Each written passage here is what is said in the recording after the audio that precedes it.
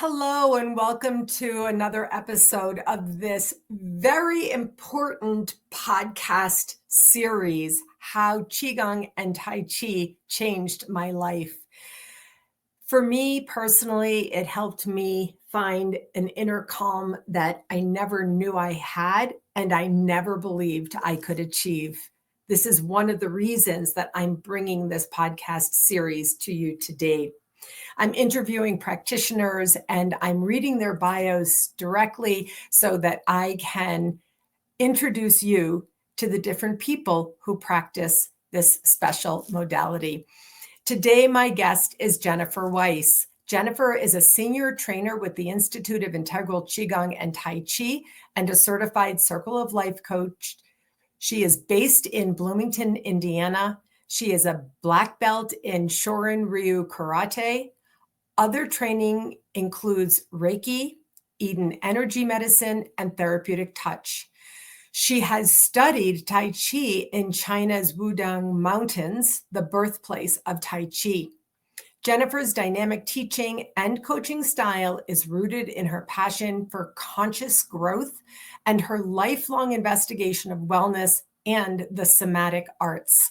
She's currently working on the AB Cheese, a fun and easy mindful movement for curriculum of all ages. Hello, Jennifer. How are you today? Hi, Susan. I'm well, thanks. Good to see you. Good to be here. I'm so happy to have you. I have questions already about what it is that you're doing. But before I get into that, let me just ask you, how has Qigong or Tai Chi changed your life? You mentioned inner calm, and it's similar for me. It was that experience, the activation of the inner witness, the infinite essence, the part of me that can observe my thoughts, that I was like, wow. This culture jokes about voices in your head and this and that and talking out loud. But let's face it, we all have a narrative going. What we weren't taught was that we have an unreliable narrator, right? I don't know if you're familiar with that genre in fiction, the unreliable narrator, when you're reading something and you realize, oh, this narrator isn't, trustworthy. Well, guess what? That's the voice inside your head, unless you've trained it, right? Unless you've tossed a rope around that wild horses, wild monkey, wild ox, all the metaphors work. Yeah, absolutely. Go ahead. I love this idea of training that inner narrator. I really, that was my life, to tell you the truth. And I do so much work in this with others now that when you speak, you are the first person who hears your words. And also when you think, your soul is the first thing that receives your thoughts. And so when you talk about the inner witness, to be the inner witness, to cultivate the inner witness, and then you talk about infinite essence, I would love to have you just share a little bit more about this beautiful phrase, what you mean by infinite essence. Right. The part of yourself that can't get sick and does not die. That divine spark. Regardless of what you believe, that what happens when we die, regardless of your religion or spiritual, there's something there that changes when we're no longer in physical form. So let's call that the divine spark. So then as humans, we have the capacity to witness our thought processes. We have the capacity to take a step back. Stephen Levine, an early influence for me, wrote a book called The Gradual Awakening, and he talks about the track of consciousness. Well, most people are just on that train, just along for the ride. They don't even realize they can get off. They can witness that train, and guess what? Not only are they the train, they're the tracks, they're that whole entire landscape. They're That presence. So Eckhart Tolle calls it the presence, a capital P presence. So we're presencing. So I like infinite witness, or I like witness, observer, infinite essence. Uh, it gets into the notion of accessing aspects of yourself that are you, but perhaps you're not conscious of, a greater knowing, an infinite essence that can inform you once you acknowledge it and give it space to come through. Yeah, I want to really invite people who are watching this or listening to it to pause for a moment here, to open your mind for a second to what Jennifer is teaching us today, to the idea that we can witness the narration of our lives, that we can witness our thought process. This is what I call coming into awareness. And you referenced the book, The Gradual Awakening. And part of my journey was reading and using Mark Nepo's book called The Book of Awakening. The word awakening being the key here. And I really want to invite people to tune in, to, come here and tune in to this idea. Jennifer, this is so important. This message alone, that we can be in better charge of ourselves, aka our souls, simply by coming to attention to witness our thought process and to understand the inner narrative and to realize the infinite essence. So just give me 1 second. I just need to breathe for a second. This is so big, so important. So thank you so much for sharing these ideas with us. This is already really a big lesson for today. I simply have to ask you, please tell us about this thing you're working on calling the AB cheese. And also, I especially loved in your bio this idea that you appear to be creating something for a curriculum for all ages, because I'm desperately wanting younger generations to come into this space. So tell us about it. Oh, thank you so much. Absolutely, we're so aligned. I love the Book of Awakening, by the way, one of my all-time favorites. Yeah. Mark Nepo, amazing. And yeah, AB cheese. So it connects because, the phrase, the big cheese, the boss, the head, that's your ego.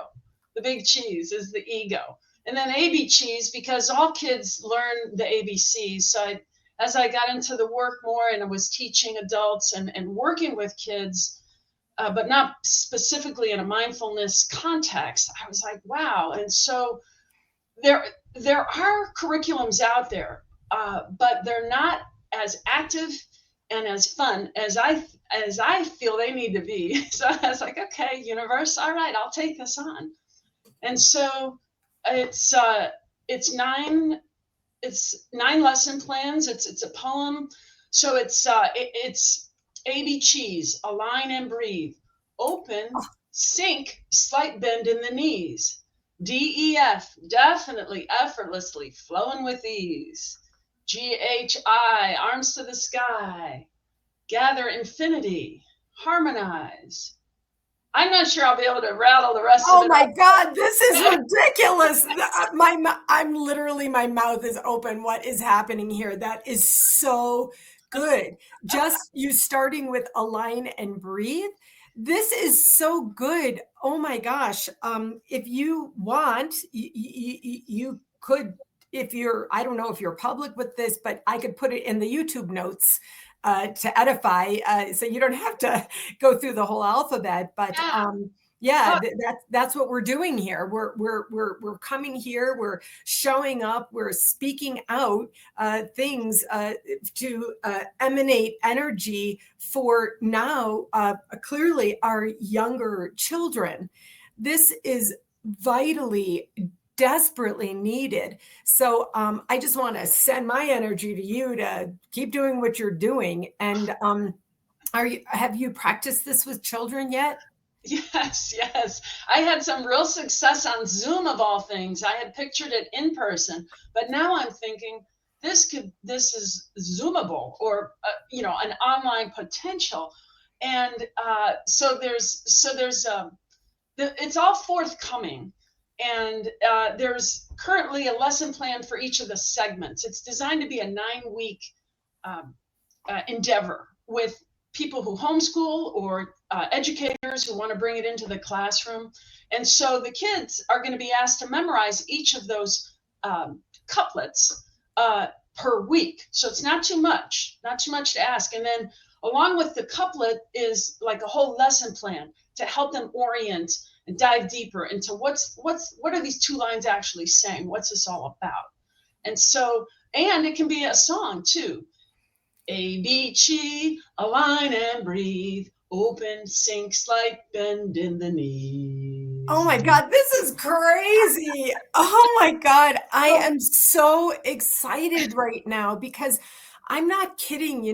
I worked with different kinds of clients, but one of the groups I work with are young professionals.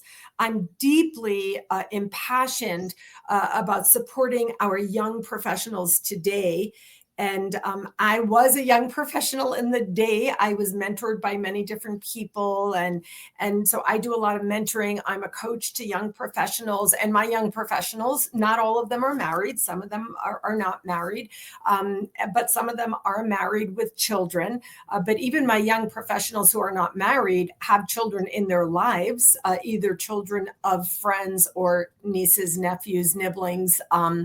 And so I really love this, and I want to invite Jennifer's going to. Why don't you give us your email now? Why don't you just give us your email now? It's it's Tai Chi Beattown at Gmail.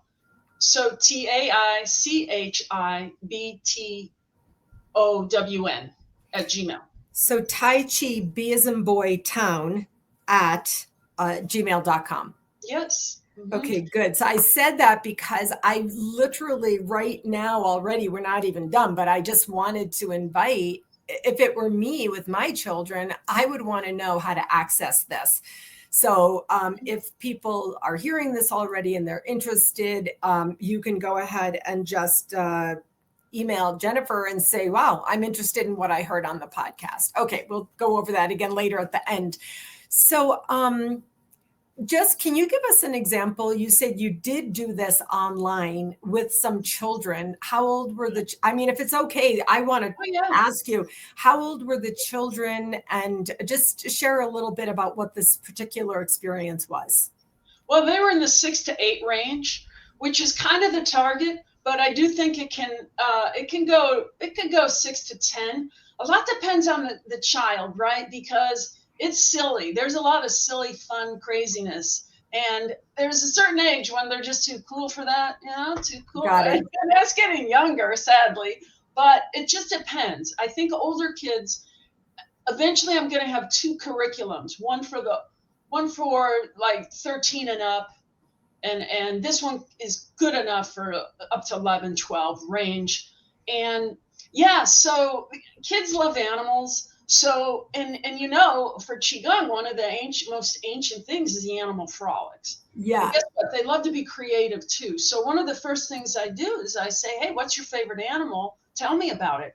It's a game actually. So, I suggest they could start with their name. So we could do it right now. What do you think of an animal that starts with the letter S, and then think of a movement and a sound that goes with it. And let me see if I can guess it. Okay, I have the animal, I have the movement, and the sound, but that starts with an S. Okay, like you could just start with the movement. Snake. Yeah, okay. So I'll do one. It's kind of similar. With a J? I'm going in and out. Jaguar? No. I don't know. I don't know J animals. Oh, it's hard. It's jellyfish. Oh, jellyfish. Yes, I see that. And I love that whole upper body movement. Yeah. Yeah. So right off the bat, we play games with kids. This is going to be fun, right? And so, Wait, before you go on, I just want to say right off the bat, it's a game, but right off the bat, what am I doing? I'm moving my upper body and you're moving, like the jellyfish moving your upper body. So right off the bat, we're getting movement in with the kids. But before that, you already activated what we call the mind focus, right? Mind focus, breath awareness, body movement. So you activated the mind, you engaged the synapses to say, think of an animal that starts with your name. I'm like, this is crazy. Go ahead. well, and so then you can make a game, right? Because everybody on the Zoom can do their animal. But guess what? Can you remember everybody else's animal and their movement? So then you can do a round robin where not only you're doing yours, when it's your turn, I've got to do everybody else's that came before me. Oh my God, this is crazy. You're activating the memory. You're in the engagement of the brain synapse in memory further. This is so great. Yeah. And so the goal is that everybody gets to do an animal. Now, if you've got a bunch of really creative kids, they can start telling a story. And now they do the story, and maybe each person gets a minute or 30 seconds, and then it goes on to the next person.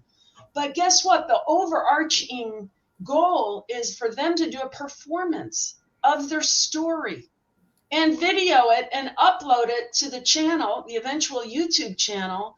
So everybody, I mean, kids just, they're amazing, right? I mean, they want to perform, they want to be the center. And all we have to do is give them a little nudge. Hey, why don't you do this? I mean, the kids that I'm working with are already excited about their big debut. Now, it's a whole nother thing if parents want them to be online or not. And I understand maybe you don't want to upload a video of your kid. No worries. But to have a performance element, like at the end of the 9 weeks, there's going to be a school talent show. And guess what, grade 6? You're going to be in front of the whole school. That gets their attention. Oh my gosh, this is crazy. You know what, Jennifer? There could be all the obstacles, all the problems, all the, oh yes, I understand the thing. Of course we understand somebody, but we're not in the obstacles right now.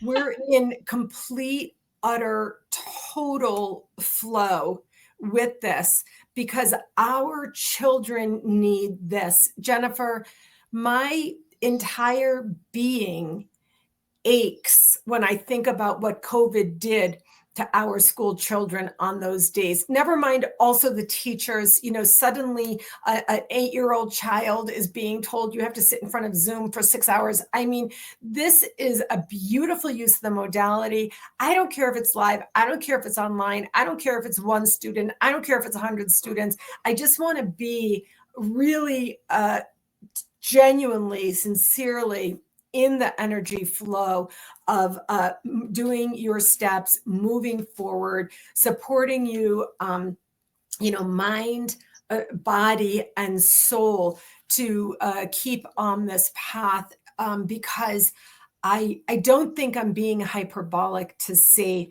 our children need this and they will benefit from this. I really want to wish you the very best. I want to say thank you. I believe it or not, we just have another minute. I just want to say thank you for sharing these ideas with us today. And I just want to invite you to give us your email again so people could get in touch with you to ask questions or find out more. Oh, sure. It's Tai Chi B-Town at gmail.com. And the B stands for? Bloomington, Indiana. Yeah, Bloomington. That's right. What I thought. Okay, so yep. Tai Chi, B as in Boytown at gmail.com. Wow, Jennifer, I hope that you will do whatever it takes for yourself to continue to be in flow with this idea, with this program. And I'm a person, my entire, business model is online, but I teach business, I teach all kinds of things. It's not about the masses, Jennifer. It's not about how many. It's about the one you touch and affect and how deeply we can go.